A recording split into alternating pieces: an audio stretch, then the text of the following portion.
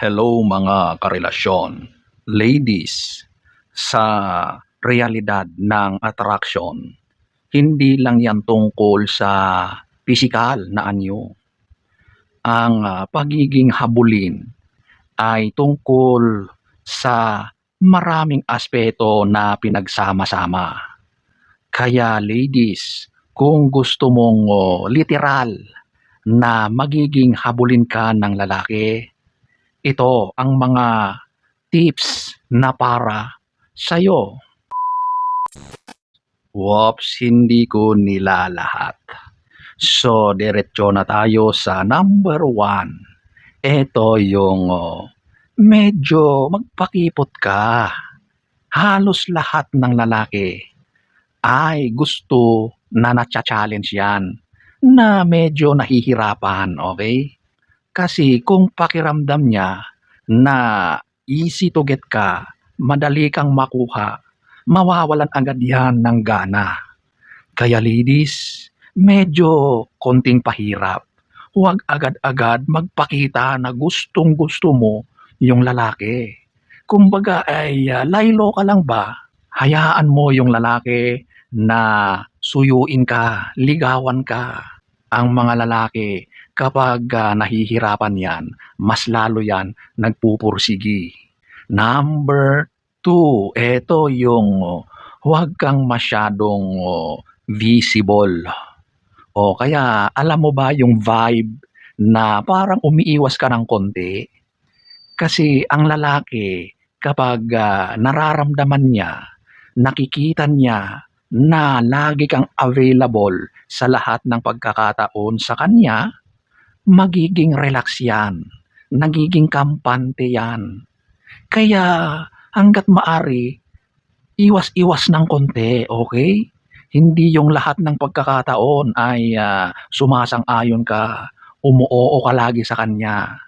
At ganun din kapag lagi kanyang nakikita.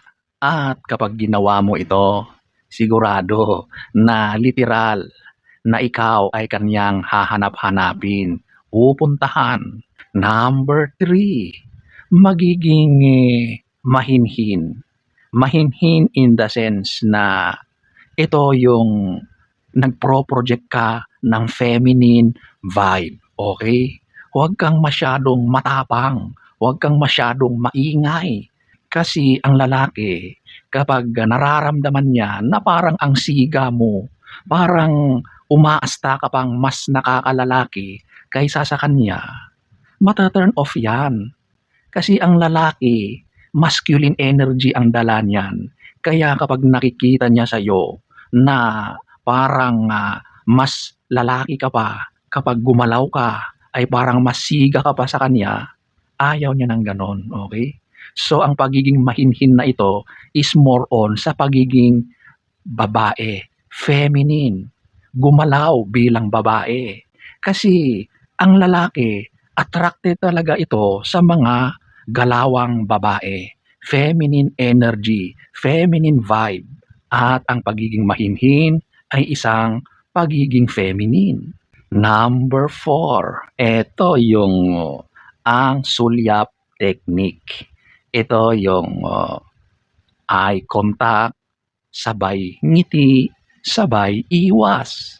Alam nyo, itong saglit na pangyayari sa pagitan ng inyong mga paningin ay nagbibigay ng sobrang kaligayahan, saya, at pag-asa doon sa lalaki. At least alam niya na may pag-asa siya, di ba? Kasi doon sa pagngiti mo pa lang, meron na siyang hint. Okay? Ang mga lalaki, kapag nakakaramdam yan na meron siyang pag-asa, doon sila kumukuha ng lakas ng loob para lumapit sa'yo, para gumawa ng mga moves. Okay? Sigurado na maraming lalaki ang mas makakapansin sa'yo. Number 5, ikaw ang unang mag-end o tumapos sa usapan ninyo. Kung ang usapan man na yan ay personal or sa digital, okay? Basta ikaw ang uunang puputol, okay? Alam niyo, ang lalaki, pakiramdam niya ay nabitin siya. Feeling niya na hindi kumpleto. Kapag hindi na kayo magkasama, mag-iisip yan eh. So ang gagawin niya is magfa-follow up yan. Maaring magpalipas muna yan ng ilang oras at yan na naman.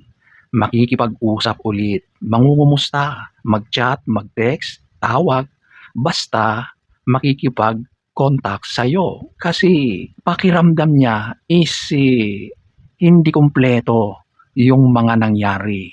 Parang may kulang. Talagang bitin na bitin sa kanyang pakiramdam. Okay? Number 6, eto yung magselos ka. Pero slight lang. Okay? Alam nyo, sa totoo lang, napaka-cute at ang sayang tignan ang isang tao na nagseselos, okay?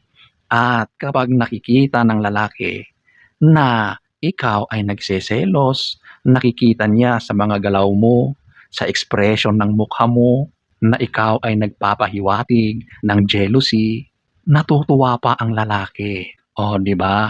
Huwag lang sobra.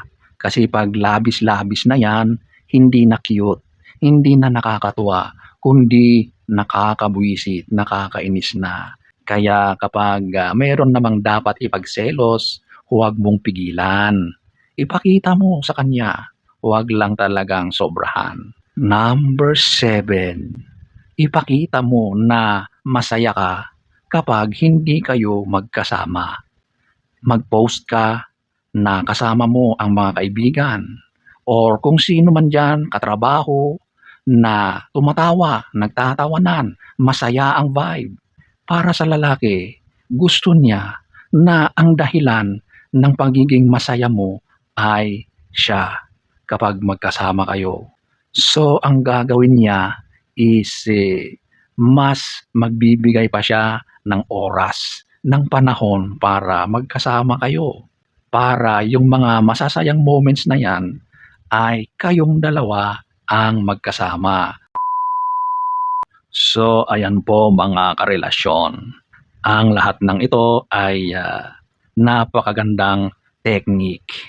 Pero ang ultimate habulin factor ay yung pagiging totoo mo. Kapag ginawa mo lahat yan ng may genuine na karakter, pagkatao, hindi mo na kailangang mag-isip kung hahabol sila. Kasi kusa na nilang gagawin yan.